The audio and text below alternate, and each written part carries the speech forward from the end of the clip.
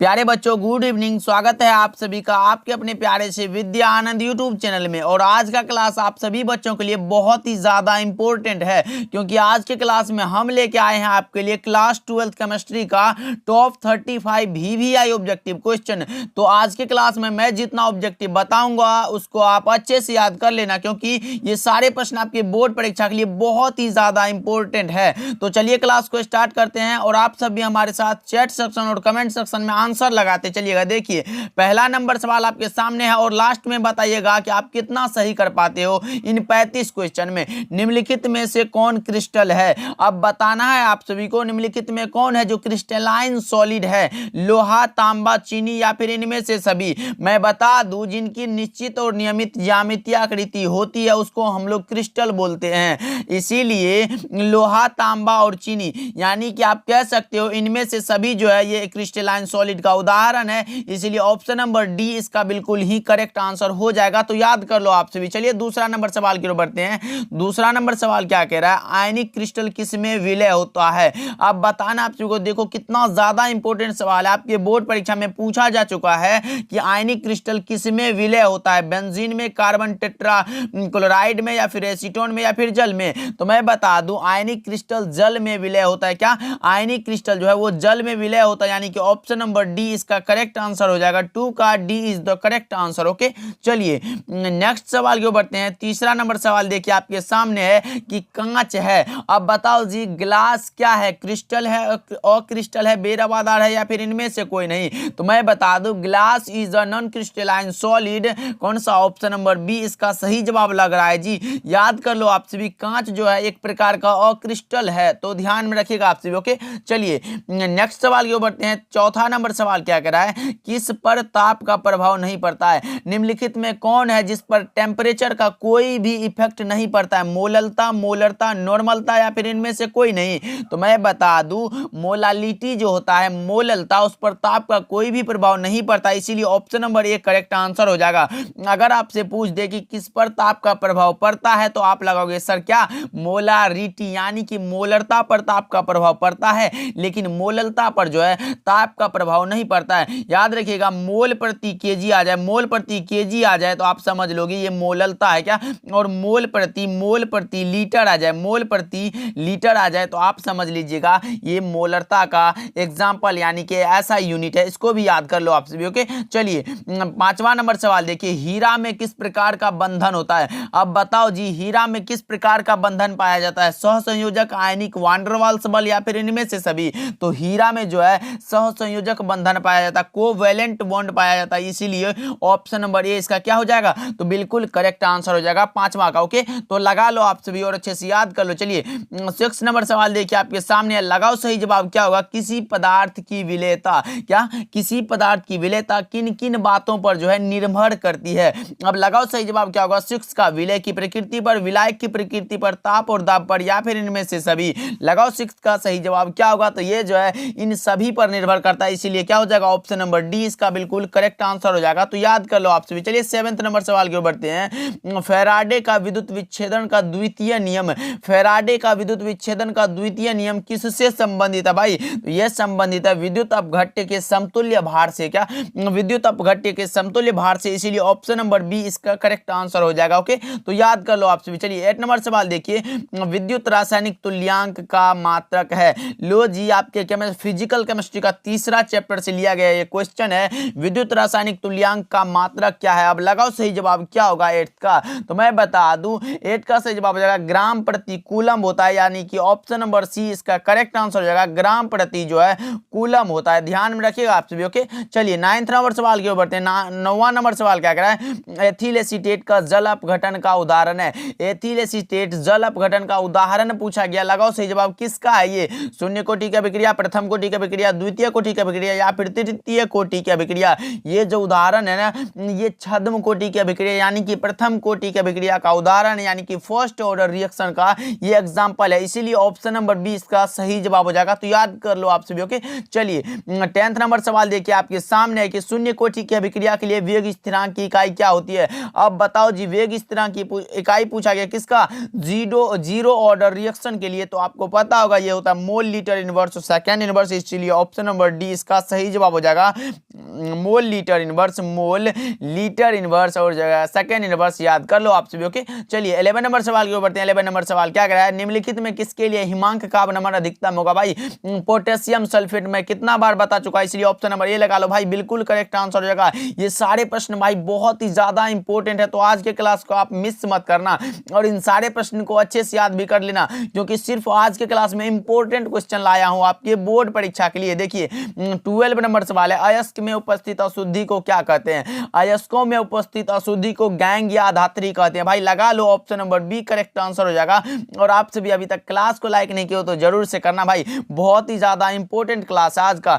13 number सवाल है, aluminium का अयस्क कौन सा है। एल्यूमिनियम का अयस्क पूछा गया, भाई लगाओ सही जवाब क्या होगा। 13 का तो ये हो जाएगा बॉक्साइट, यानी कि कौन सा, ऑप्शन नंबर एक करेक्ट आंसर हो जाएगा 13 का। और इसका फॉर्मूला भी आप लिख सकते हो Al2O3 इंटू 2H2O, इसको भी याद रखिएगा किसका, तो ये बॉक्साइट का फॉर्मूला है। ओके, केमिकल फॉर्मूला है। 14 नंबर सवाल क्या कह रहा है, मालाकाइट अयस्क है किसका। भाई मालाकाइट जो अयस्क है वो किसका अयस्क है। 14 का सही जवाब बताओ, तो ये है कॉपर का कौन सा, तांबा का अयस्क। भाई option number B correct answer हो जाएगा, लगा लो आपसे भी। चलिए 15 नंबर सवाल है, विद्युत विच्छेदन विधि द्वारा शुद्ध किया जाता है किसको। भाई विद्युत विच्छेदन के विधि द्वारा हम लोग तो तांबा को यानी कॉपर को शुद्ध करते हैं, option number C correct answer हो जाएगा 15 का। लगा लो आप सभी, लोहे का अयस्क है। अब लगाओ, इसमें आप सभी कंफ्यूज हो जाते हो, लोहे का अयस्क पूछा गया भाई, मैग्नेटाइट, सिडेराइट, हेमेटाइट या फिर इनमें से सभी। तो मैं बता दूं, अगर आपसे पूछे लोहे का क्या मुख्य अयस्क पूछे, मुख्य अयस्क पूछे तो आप लगाओगे हेमेटाइट, क्या हेमेटाइट। लेकिन लोहे का अयस्क पूछे तो मैग्नेटाइट भी लोहा का अयस्क है, सिडेराइट भी है और हेमेटाइट भी है, इसीलिए ऑप्शन नंबर डी अभी का सही जवाब हो जाएगा। तो लगा लो आप सभी, लोहे का जो अयस्क है ये सभी है, और मुख्य अयस्क पूछे तो आप लगाओगे हेमेटाइट, याद रखिएगा आप सभी। ओके, कंफ्यूजन दूर कर लो। 17 नंबर सवाल क्या है, विषमत की सबसे अस्थायी ऑक्सीकरण अवस्था क्या होती है। भाई ऑक्सीडेशन नंबर पूछा गया आप सभी से, लगाओ सही जवाब क्या होगा 17 का। तो मैं बता दूं ये होता है +3, यानी कि option number A correct answer हो जाएगा 17 का, लगा लो आप सभी। 18 नंबर सवाल के ऊपर बढ़ते हैं, ऑक्सीजन और ओजोन क्या है। ऑक्सीजन और ओजोन क्या है। भाई 18 का सही जवाब लगाओ, तो ये है एक प्रकार का अपर रूप, option number C correct answer हो जाएगा, लगा लो आप सभी। 19 नंबर सवाल की ओर बढ़ते हैं, PCl5 है, PCl5 है एक क्या ऑक्सीडाइजिंग एजेंट, ऑक्सीकारक है। भाई option number A correct answer हो जाएगा, लगा लो आप सभी। चलिए 20 नंबर सवाल की ओर बढ़ते हैं, हीलियम का सूत्र क्या है। भाई हीलियम का जो संकेत है ना वो है He, क्या He, यानी कि option number A correct answer होने वाला है, लगा लो आप सभी। ये HIHM मत लगाना, गलत हो जाएगा भाई, गलत हो जाएगा। 21 नंबर सवाल है, लेंथेनाइडों की सामान्य ऑक्सीकरण अवस्था कितनी होती है। लेंथेनाइड की भाई पूछा गया है, 21 का सही जवाब लगाओ आप, तो ये भी होता है +3, यानी कि option number C correct answer हो जाएगा, लगा लो आप सभी। 22 नंबर सवाल है, विद्युत की सबसे अधिक सुचालक धातु कौन सी है। बताओ जी, विद्युत का जो सबसे अच्छा चालक है वो तो आपको पता होगा चांदी है, यानी कि ऑप्शन नंबर डी इसका करेक्ट आंसर हो जाएगा। चलिए 23 नंबर सवाल की ओर बढ़ते हैं, जर्मन सिल्वर का मुख्य अवयव है। जर्मन सिल्वर का मुख्य स्रोत पूछा गया आपसे विषय, लगाओ सही जवाब क्या होगा। ये आपको भी पता होगा, कॉपर होता है, कॉपर, जिंक और निकेल होता है, यानी कि option number A correct answer हो जाएगा। कॉपर का जो प्रतिशत होता है वो होता है 60%, और जिंक जो होता है ये होता है 20%, जिंक जो होता है ये 20%, और जो है निकेल जो है ये भी 20% है, इसको भी याद रखिएगा आपसे भी, बहुत ही ज्यादा इंपॉर्टेंट है, ऑब्जेक्टिव में पूछा जा सकता है। कॉपर 60% होता है इसमें, जर्मन सिल्वर में जिंक जो होता है वो 20% और निकेल भी 20% होता है, याद रखिएगा ऑप्शन नंबर ए लगा लो, बिल्कुल करेक्ट आंसर हो जाएगा। चलो 24 नंबर सवाल है, उदासीन लिगेंड का उदाहरण है। उदासीन लिगेंड का उदाहरण पूछा गया आपसे विषय, लगाओ सही जवाब क्या होगा, तो यह हो जाएगा नाइट्रो समूह का, यानी nitro group, option number C correct answer हो जाएगा। 25 नंबर सवाल की ओर बढ़ते हैं, कार्बनिक यौगिक में तत्व उपस्थित होना चाहिए। अब बताओ निम्नलिखित में कौन सा ऐसा तत्व है जो कार्बनिक यौगिक में उपस्थित होना ही चाहिए। ऑक्सीजन है, कार्बन है, हाइड्रोजन है या फिर नाइट्रोजन है। तो मैं बता दूं भाई, ऑर्गेनिक केमिस्ट्री, यानी कि कार्बनिक रसायन, कार्बन मिलेगा तभी तो कार्बनिक रसायन बनेगा, कौन सा, ऑप्शन नंबर बी इसका करेक्ट आंसर हो जाएगा। 25 का लगा लो आप सभी, option number B is the correct answer. चलिए 26 नंबर सवाल है, ग्लिसरॉल है। ग्लिसरॉल क्या है भाई, लगाओ 26 का सही जवाब क्या होगा, तो ग्लिसरॉल होता है ट्राइहाइड्रिक अल्कोहल, यानी कि ऑप्शन नंबर सी इसका बिल्कुल करेक्ट आंसर हो जाएगा। तो याद रखिएगा आप सभी, ग्लिसरॉल का फॉर्मूला होता है C3H8O3, इसको भी याद रखिएगा। चलिए 27 नंबर सवाल के ऊपर, मेथनॉल का सूत्र क्या है भाई, मेथेन प्लस ऑयल, कौन सा मेथेनॉल। बताओ G27 का सही जवाब क्या होगा। ये होता है ऐसे भाई, फॉर्मूला होता है, स्ट्रक्चरल फॉर्मूला ऐसे होता है, H इधर भी लगा होता है, H इधर भी लगा होता है, और होता है O और H होता है। बस यही है मेथेनॉल का स्ट्रक्चरल फॉर्मूला।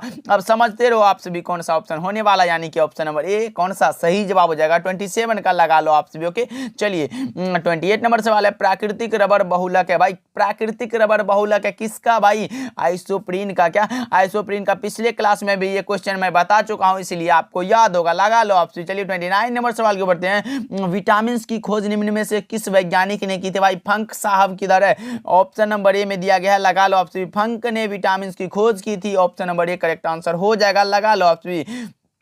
तो अगले प्रश्न की ओर बढ़ते हैं, 30 नंबर सवाल की ओर बढ़ते हैं। कोशिका का पावर हाउस कहलाता, क्या कहलाता है भाई। कोशिका का पावर हाउस किसको बोलते हैं, माइटोकॉन्ड्रिया को, ऑप्शन नंबर डी इसका बिल्कुल करेक्ट आंसर हो जाएगा। 31 नंबर सवाल की ओर बढ़ते हैं। सुक्रोज का जल अपघटन क्या कहलाता है। सुक्रोज का जो जल अपघटन कहलाता है वो कहलाता है इन्वर्सन, ऑप्शन नंबर डी इसका करेक्ट आंसर हो जाएगा, लगा लो आप सभी। 32 नंबर सवाल की ओर बढ़ते हैं। विटामिन सी की कमी से कौन सा रोग होता है। भाई ascorbic acid, vitamin C chemical name ascorbic acid, vitamin C की कमी होने वाला जो रोग है वो है स्कर्वी, यानी कि option number D correct answer हो जाएगा, लगा लो आप सभी, अच्छे से याद कर लो। ओके चलिए 33 नंबर सवाल के बढ़ते हैं। निम्न में कौन साधारणतया शरीर के द्वारा नहीं बनाए जाते हैं। अब लगाओ जी, निम्नलिखित में कौन है जो शरीर के द्वारा नहीं बनाए जाते। वो है भाई विटामिन। क्या विटामिन, ये हम अलग से बाहरी पदार्थ भोजन करके ये विटामिन प्राप्त करते हैं, इसीलिए ये शरीर के द्वारा नहीं बनाए जाते, यानी कि option number B correct answer हो जाएगा। ओके लगा लो आप सभी। चलिए नेक्स्ट सवाल को बताएं, 34 नंबर सवाल है। हीरे में कार्बन का संकलन पूछा गया आप सभी से, हाइब्रिडाइजेशन पूछा गया है हीरे में, वो भी तो मैं बता दूं हीरा के लिए हाइब्रिडाइजेशन होता है sp3, यानी कि ऑप्शन नंबर ए सही जवाब हो जाएगा। 35 नंबर सवाल के ऊपर बढ़ते हैं, क्या कह रहा है। कार्बनिक ठोस की शुद्धता का लक्षण है। कार्बनिक ठोस की, भाई लगाओ सही जवाब क्या होगा। कार्बनिक ठोस पूछा गया, लगाओ सही जवाब क्या होगा। क्वथनांक, गलनांक, विशिष्ट घनत्व या फिर इनमें से कोई नहीं। तो मैं बता दूं कार्बनिक ठोस का जो शुद्धता का लक्षण है वो है उसका गलनांक, यानी कि ऑप्शन नंबर बी इसका करेक्ट आंसर हो जाएगा। तो अब आप फटाफट से कमेंट करके बताओ कि ये क्लास आपको कैसा लगा और इस 35 क्वेश्चन में आप कितना सही कर पाए अपने मन से। ओके कोई 35 में 35 ना आया कोई बात नहीं, तो इन सारे प्रश्न को आप क्लास में अच्छे से याद कर लेना, बहुत ही ज़्यादा इंपॉर्टेंट था, मैंने करा दिया। अब आपका दायित्व है कि इन सारे प्रश्न को अच्छे से क्लियर कर लेना, याद कर लेना। ओके मिलते हैं इंपॉर्टेंट क्लास के साथ, तब तक के लिए आप अपना ध्यान रखिएगा और हमारे चैनल से नए जुड़ रहे हो तो भाई सब्सक्राइब जरूर से करना। मिलते हैं अगली क्लास में।